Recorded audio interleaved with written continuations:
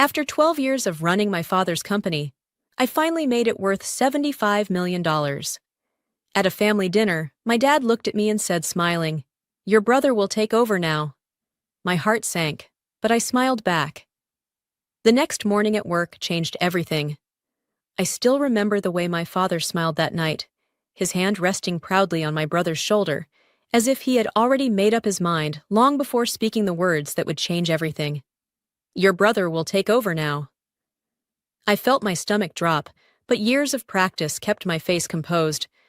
I smiled back, as if his words didn't pierce straight through me, as if they weren't unraveling 12 years of my life's work in an instant. The dining room was filled with the clinking of glasses, the quiet hum of conversations between extended family and close business associates. This wasn't just a family dinner, it was a celebration, a moment meant to honor everything we had built, everything I had built. My father had started Harper & Company when I was just a child, a modest logistics business that barely stayed afloat in its early years. I grew up watching him struggle to keep it alive, working late nights, sacrificing family vacations, always chasing one more contract to make ends meet. When I was 24, fresh out of business school, he finally let me step in, though I had to fight for that opportunity. And I had done more than just step in. I had transformed Harper & Company from a struggling regional logistics firm into a national powerhouse, expanding operations, securing million-dollar contracts, integrating cutting-edge technology. What was once a small, nearly bankrupt company now stood as an industry leader worth $75 million. And yet, in this moment, none of it mattered. My father had already decided. My brother, Ethan, would be taking over, not me. A slow ripple of approval spread around the table, murmurs of congratulations directed at Ethan. I watched as he lowered his gaze, feigning modesty, though I knew better. Ethan had never been truly invested in the business. He had spent the last decade hopping from one failed venture to another, never quite finding his footing. He wasn't interested in logistics. He wasn't interested in operations. But he was interested in power. I had spent 12 years proving myself, building Harper & Company from the ground up, making every hard decision, every late-night strategy call, every contract negotiation. Ethan had done none of it. And yet, here we were. Still, I swallowed my emotions. I had learned long ago that in this family, showing pain was weakness. I reached for my wine glass, steadying my hand before lifting it. "Smile, Lisa, smile." "To Ethan," I said, my voice smooth, controlled. The guests raised their glasses, oblivious to the storm brewing behind my eyes.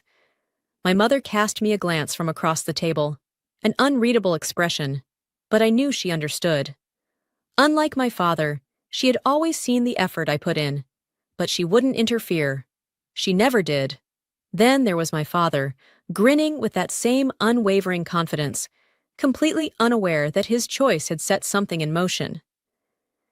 Ethan met my gaze from across the table, a smirk barely hidden at the corner of his lips.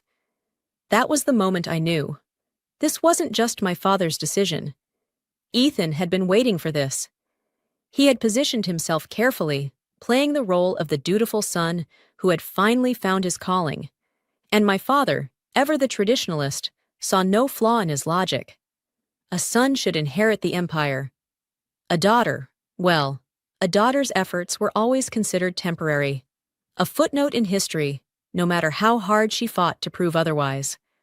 But what they didn't realize, what neither of them had accounted for, was that I had spent 12 years not just building a company, but fortifying my position within it. And tomorrow morning, they would learn exactly what that meant. That night, I barely slept. My mind replayed every sacrifice I had made for Harper & Company. The late nights, the missed birthdays, the relationships that crumbled under the weight of my ambition. I had given everything for this company, and now they expected me to simply step aside? They had underestimated me. By 3 a.m., I was in my home office, my fingers moving quickly across my keyboard. Every contract, every share, every executive agreement. I knew the inner workings of this company better than anyone. Ethan thought he was walking into an easy transition, that by next week, his name would be on the office door, his position secured.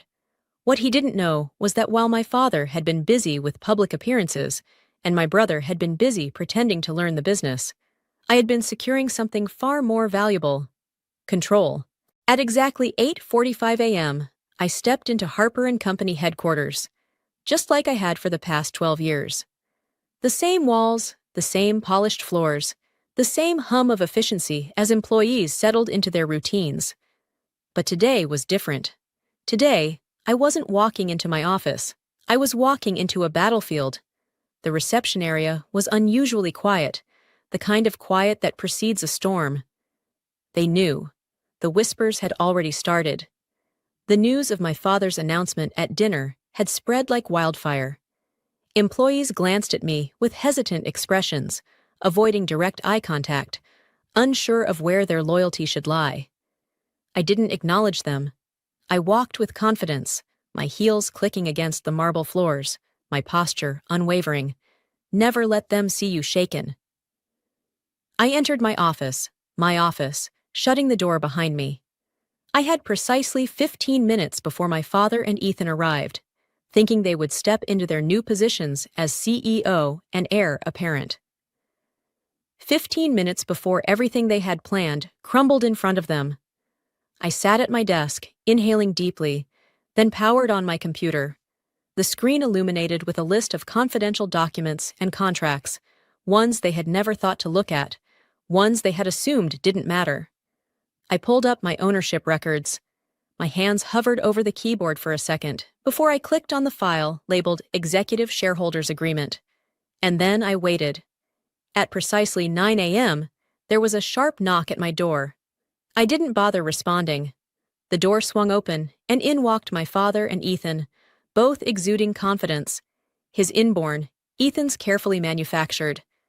My father strode in like a king surveying his kingdom, while Ethan, dressed in an expensive navy suit, gave me a smug, triumphant grin.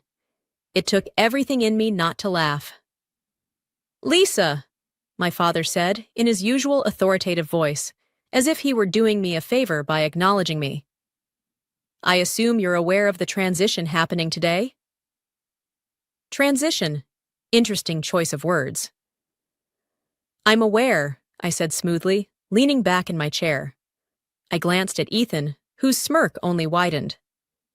"Good," my father continued, nodding as if we were all in agreement. "Ethan will be stepping in as the new CEO. We'll need you to help with the handover.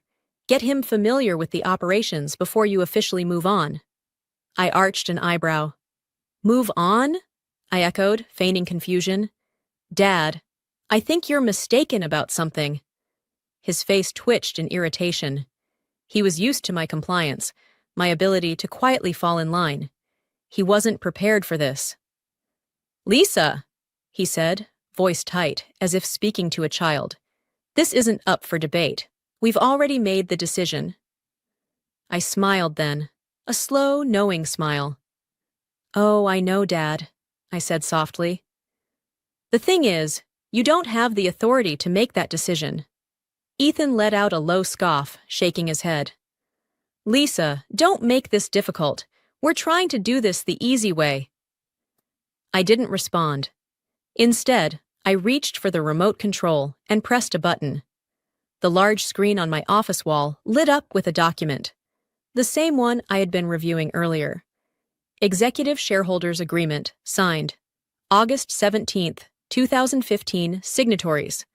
Lisa Harper, James Harper, father, Ethan Harper. My father's face paled slightly. I turned to Ethan. "Do you even know what this document is?" He crossed his arms, shifting in discomfort. "A shareholders agreement?" he guessed. I nodded. "Yes." "And do you know what it says?" I tapped the screen, highlighting a crucial clause. This document was drafted when Harper & Company was restructuring.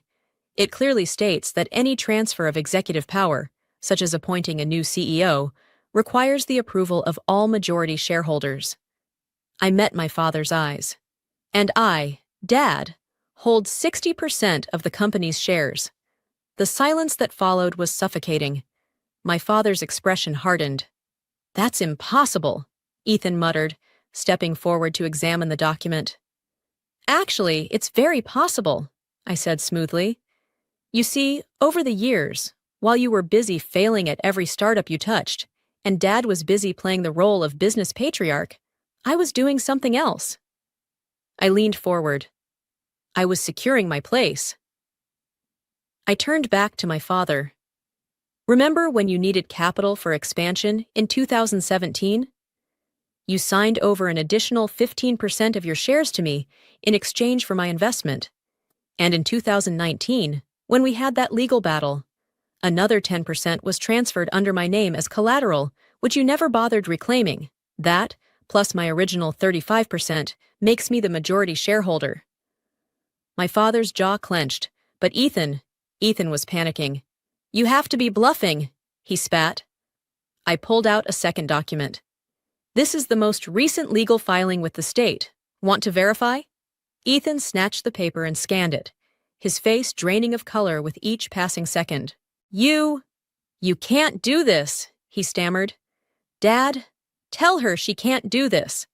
My father remained silent, because he knew. I had legally outmaneuvered him, and there was nothing he could do about it. I exhaled slowly, standing up. "I'm not firing you, Ethan," I said. "I wouldn't want to force you into the real job market, but you will report to me, and you will work under my leadership. Otherwise—" I gestured toward the door. "You're free to leave." Ethan turned to my father, eyes pleading. But for the first time in his life, my father had no answer. No way to fix this, because this wasn't his company anymore. It was mine. The silence in my office was suffocating. Ethan still clutched the legal document in his hand, his fingers white from gripping it too tightly. My father stood rigid beside him, his expression unreadable, but I knew better. He was calculating, trying to find a way out of this. There wasn't one. I had spent years preparing for this moment. Not because I had expected betrayal, but because experience had taught me never to assume loyalty where power was involved.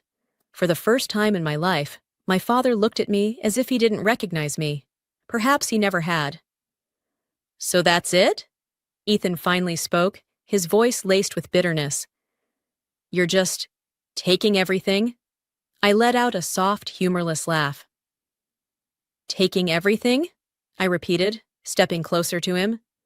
"Ethan, I built this company from nothing. Every contract, every expansion, every innovation, I made it happen. While you were busy failing upwards, I was keeping this company alive. So no, I'm not taking anything." I leaned in slightly. "I'm just keeping what's already mine." Ethan's face twisted in anger, but he had no rebuttal. He knew I was right. And worse, so did my father. He had spent years believing that bloodline mattered more than ability, that his son would inherit what was rightfully mine. He had underestimated me, and now he was paying for that mistake. My father finally broke the silence. "You're making a mistake, Lisa." His voice was calm, measured, but I could hear the strain underneath. "A family should stick together. Do you really want to burn this bridge?" I met his gaze head-on. "Dad," I said slowly, "you burned this bridge the moment you made your decision without me." His lips pressed into a thin line. "Business is bigger than just one person.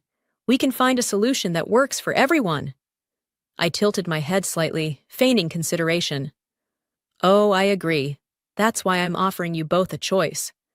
I turned to Ethan first. "You can stay in the company," I said, keeping my voice smooth, professional. "But you won't be CEO. You'll take on an advisory role with limited authority. Your salary will be generous, but you will answer to me." Ethan stiffened, but I didn't stop. "Or," I continued, "you can walk away. I'll buy out your shares at market value. You can take the money and find a new project to sink your teeth into." My father scoffed. "You're acting like you hold all the cards." I smiled. "I do." A thick silence followed my words. I let them sit in it. Let them feel what it was like to be powerless. Finally, my father exhaled, shaking his head as if in disbelief. "I never thought you'd do this," he muttered. Not to your own family. I felt a sharp pang at his words. Not to your own family. I wanted to tell him that he was the one who had done this, that he had made the choice to push me aside, to act as if I was temporary. But I didn't. Because in the end, it didn't matter. What mattered was that I wasn't going to let them take what I had built. Not now, not ever. Ethan stormed out first. Good riddance. I knew my brother well enough to predict his next move. He would go to our relatives, our family friends, painting himself as the victim of corporate betrayal. I didn't care. I wasn't here to win their approval. I was here to win my future. My father lingered for a moment longer, as if waiting for me to change my mind. When I didn't, he gave a slow nod. "You've changed," he said quietly.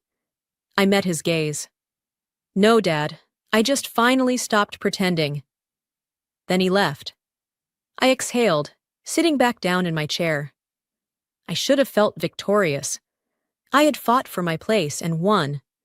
But as I stared at the empty doorway, I felt something else too. A quiet, lingering ache. A part of me had always wanted my father's approval. Some small, desperate part of me had thought that if I worked hard enough, if I proved myself over and over again, he would finally see me. But the truth was, he had never really looked. And now? Now he had no choice but to see me for what I really was. Not his daughter, not his temporary stand-in. The true leader of Harper & Company. I turned back to my computer, my focus shifting. I had spent 12 years building this company. Now I would spend the next 12 making it untouchable. My father and brother had tried to take everything from me, but in the end, they were the ones who lost everything.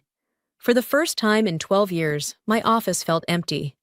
No phone calls from my father, no passive-aggressive emails from Ethan, just silence. But silence didn't mean peace. It meant the battle had begun. I knew my father wouldn't walk away quietly. And Ethan? He would fight tooth and nail to reclaim what he thought was his birthright. I wasn't naive enough to think this was over. It had just begun. By the next morning, I could already feel the undercurrent of unease within the company. Employees who had greeted me with confidence last week now seemed hesitant, as if afraid to pick a side. A few department heads avoided eye contact. I knew what was happening. My father and Ethan were working the Whisper network. Old family friends, board members, senior executives. They were sowing doubt, painting me as cold, ruthless, disloyal. Ethan, especially, had taken on the role of the wounded son, betrayed by his own sister. I could imagine him now, sitting in some high-end restaurant, fake sorrow in his voice, as he told our investors how I had stolen the company out from under him. And my father? He wouldn't need to say much at all. Just a heavy sigh, a shaking head, the carefully placed words. I only ever wanted the best for my children. It was calculated and dangerous, because if they managed to turn my board members and top executives against me, they could push me out of my own company, or at least make my leadership impossible. I wasn't about to let that happen. That afternoon, I called an emergency executive meeting. As I stepped into the boardroom, I felt the tension in the air. Half of the room avoided my gaze. The other half watched me too closely, waiting for me to slip. I took my seat at the head of the table. My seat. "Let's not waste time," I said, my voice even. I know there have been conversations, behind closed doors, over drinks, in hushed voices. I let my eyes scan the room, pausing on each person for just long enough to make them shift uncomfortably. I also know that some of you are wondering if my leadership is sustainable. A few people tensed. No one spoke.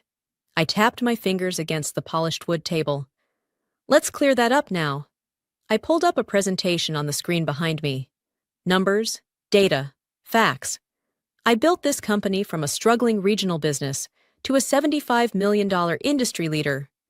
Over the last 5 years, under my leadership, we've seen a 300% increase in revenue and expanded into 6 new markets. I turned to the CFO. "Paul, do we have a single financial indicator suggesting this company is in trouble under my leadership?" Paul hesitated, then shook his head. "Number." In fact, projections show another 20% growth in the next quarter. I nodded. So let's be honest about what's happening here. I leaned forward. My father and brother aren't upset because the company is struggling. They aren't upset because I'm failing as a leader. They're upset because they expected me to step aside and let Ethan take over, regardless of qualifications, regardless of results. The room was silent. Then I dropped the real bomb. I also know that some of you have been contacted in the last 24 hours, offered incentives to push for my resignation. I tilted my head slightly. If anyone here would like to disclose those conversations now, this is your chance. A few people shifted uncomfortably.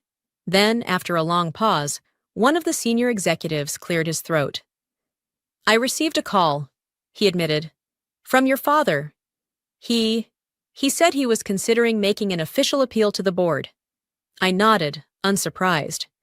And did he offer anything in return for your support? A pause, then a slow nod. There it is. I exhaled, standing up. My father built this company, I said. I won't discredit that, but I took it further than he ever could have, and I will not allow him to manipulate it from the outside. I let my voice drop slightly. Controlled. Dangerous. If he wants a fight, he'll get one. I gathered my papers, looking at each executive in the eye. If anyone here believes my father and brother deserve control, now is the time to make your move. Silence. No one moved. Good. I turned and walked out, my head held high. This wasn't just about keeping my company. This was about making sure they never thought they could take it from me again. That night, I made my own call. Not to a board member, not to an investor, but to the media. By morning, the business section of every major news outlet had the same headline: Power Shift at Harper & Co. Lisa Harper outmaneuvers family in boardroom battle. I had made my move. Now it was their turn. And I was waiting. The morning after my story hit the press, my inbox exploded. Emails, missed calls, messages from journalists, investors, and board members. Some were supportive, some were cautious, but most of them had one question in common. Is it true? I let them wait. I knew the game my father was playing. He had spent decades perfecting the art of public perception. He knew that reputation held weight in business. If he couldn't defeat me in the boardroom, he would undermine me in the public eye. And that was exactly what he was trying to do.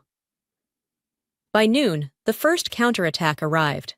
A press release, neatly crafted, carefully worded, but filled with lies. Harper & Company has always been a family-run business.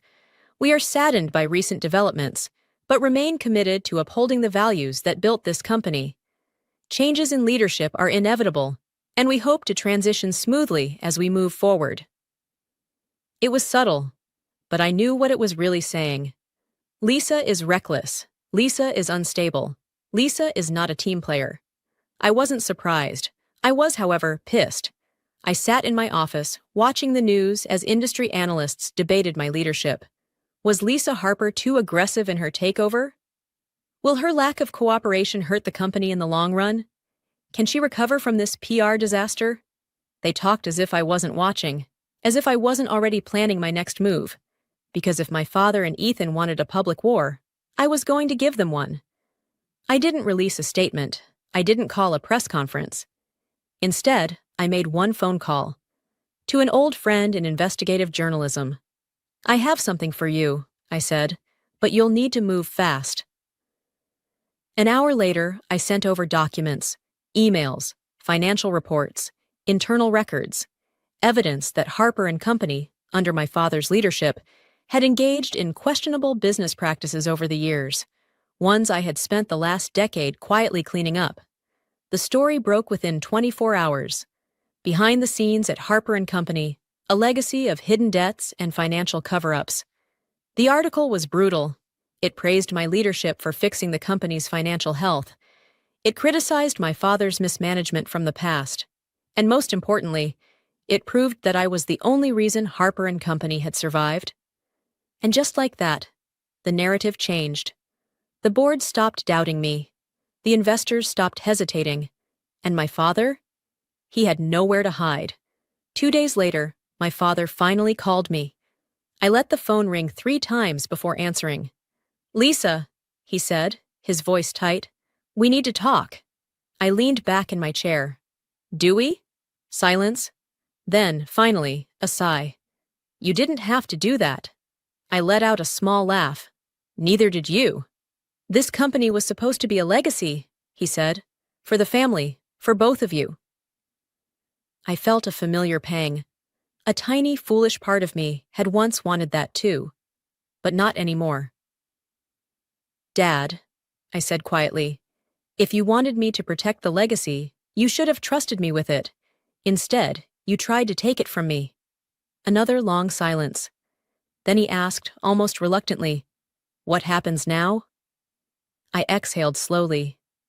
Now I made sure they could never touch my company again. The war was over. My father had lost. Ethan had disappeared. And I had won. But as I sat in my office, staring out over the city skyline, I felt no satisfaction, no triumph, just emptiness. I had spent 12 years fighting for Harper & Company, building it, protecting it, making it stronger than ever before. And yet, the cost of that victory weighed heavier than I had expected. Because while I had secured my position, I had lost something else along the way. My family. The next day, I walked into the office as if nothing had changed. But everyone knew the truth. The whispers had stopped. The doubt had faded. I was no longer just Lisa Harper, the CEO. I was Lisa Harper, the woman who had outmaneuvered her father and brother and come out on top. Some respected me for it. Some feared me for it. And some still waited for me to fall. I let them wait. At noon, my father and I met in the conference room for what would be our final discussion. He looked tired, older, as if the weight of what had happened had finally settled on his shoulders. I waited for him to speak first. When he finally did, his voice was quieter than I had ever heard it. "I'm retiring," he said simply, "effective immediately." I didn't react. I had expected this. "I'll sell my remaining shares," he continued. "I'll keep a small percentage as an investor, but I won't be involved anymore." I studied him carefully. "And Ethan?" His jaw tightened. "He's gone," my father admitted. "Took the buyout. He won't be back." A part of me had known it would end this way. Ethan had never been strong enough to fight his own battles. Once it was clear he had lost, he had done what he always did: run. Still, hearing it out loud made something inside me ache. Not regret, not guilt, just the finality of it all. I nodded. "Understood." My father exhaled, rubbing his temple as if he had a headache. Then, after a long pause, he said something I never expected. "I underestimated you." It wasn't an apology, but it was the closest thing I would ever get. And strangely, I found that I didn't need it anymore. A month later, Harper & Company looked nothing like it had before. The old board members who had aligned themselves with my father and Ethan, gone. The executives who had questioned my leadership, replaced. The company had always been strong under my guidance, but now it was truly mine. And with that control came a new vision. I introduced initiatives my father had always rejected. Modernized systems he had called unnecessary.